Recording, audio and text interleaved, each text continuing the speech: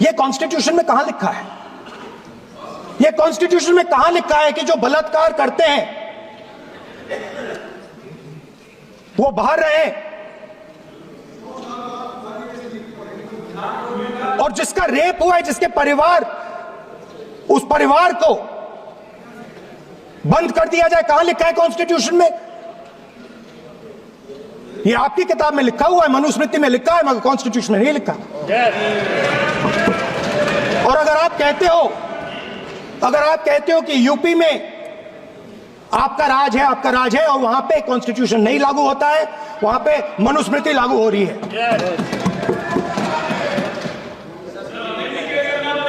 परिवार ने मुझे कहा करके ये वक्तव्य दिया, कोई बलात्कार का मुद्दा चल रहा था, वहां पे चर्चा हो रही होगी, तो बलात्कारी बाहर घूम रहे हैं और जिसके ऊपर बलात्कार हुआ है वो बेटिया घर के अंदर बंद रहने के लिए मजबूर है, ये वो कह रहे थे।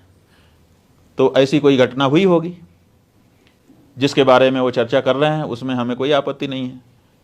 अगर जो पीड़िता है उसकी पीड़ा को समझ करके वो संसद में उठा रहे थे तो ये तो कितनी अच्छी बात है, ये तो उठाना ही चाहिए। किसी भी पीड़ित या पीड़िता के बारे में संवेदनशील कोई भी व्यक्ति होगा तो संसद में प्रश्न उठाएगा, इसमें हमें कोई आपत्ति नहीं थी।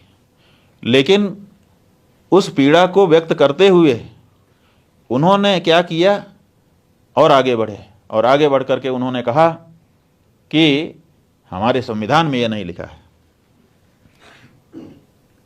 बलात्कारी को संरक्षण देना, माने हम शब्द हो सकता है आगे पीछे हो, जो भाव है वही कि बलात्कारी को संरक्षण देना हमारे संविधान में नहीं लिखा है। और फिर उन्होंने उंगली दिखा करके कहा अपने सामने वाले पक्ष को, माने सत्ता पक्ष को, क्योंकि वो तो विपक्ष के नेता है, उंगली दिखा करके कहा, वीडियो है उपलब्ध है, कि तुम्हारी किताब में लिखा है। अब सवाल ये है कि वो कह रहे हैं कि संविधान में नहीं लिखा है ये, और फिर कह रहे हैं तुम्हारी किताब में लिखा है।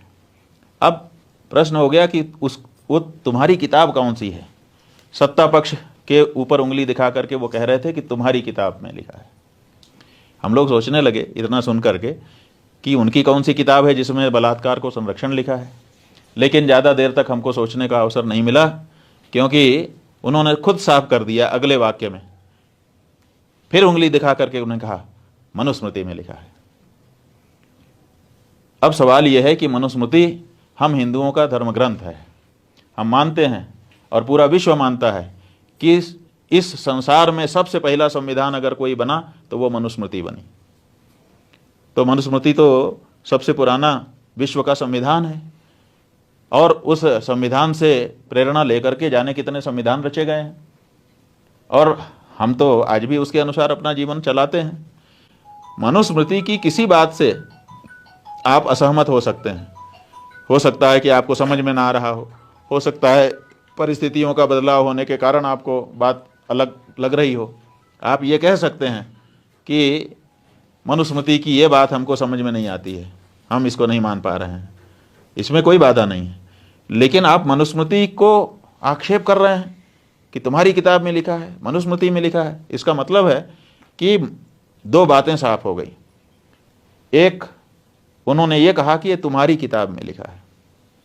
तुम्हारी किताब शब्द बताता है कि मनुस्मृति को राहुल गांधी अपनी किताब नहीं मानते।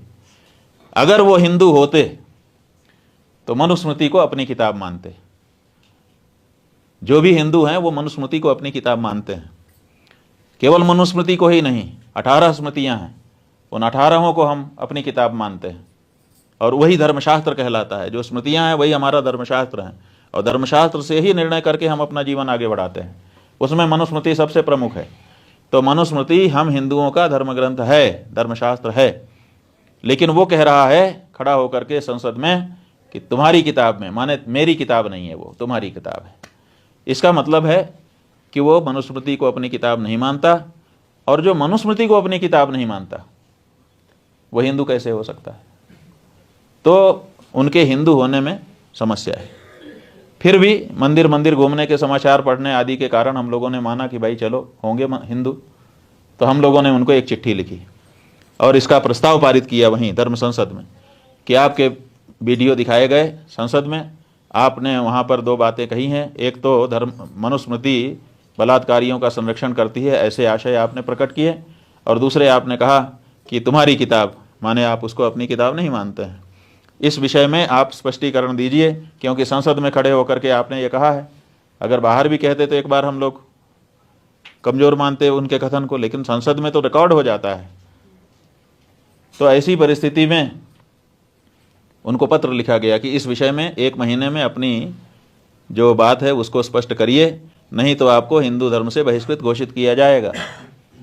लेकिन 1 महीना बीत जाने पर भी उनकी तरफ से कोई जवाब नहीं आया। फिर हम लोगों ने रिमाइंडर भेजा कि आपको 1 महीने पहले, हम दोबारा भेज रहे हैं, लेकिन उसका भी जवाब उनकी तरफ से नहीं आया है। और अब लगभग 3 महीने होने आए हैं।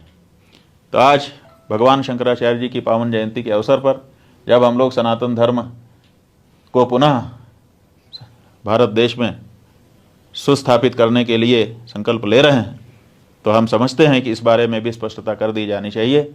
इसलिए ये घोषणा करते हैं कि राहुल गांधी को उनके संसद में दिए गए मनुस्मृति विरोधी वक्तव्य के कारण हिंदू धर्म से बहिष्कृत घोषित किया जाता है।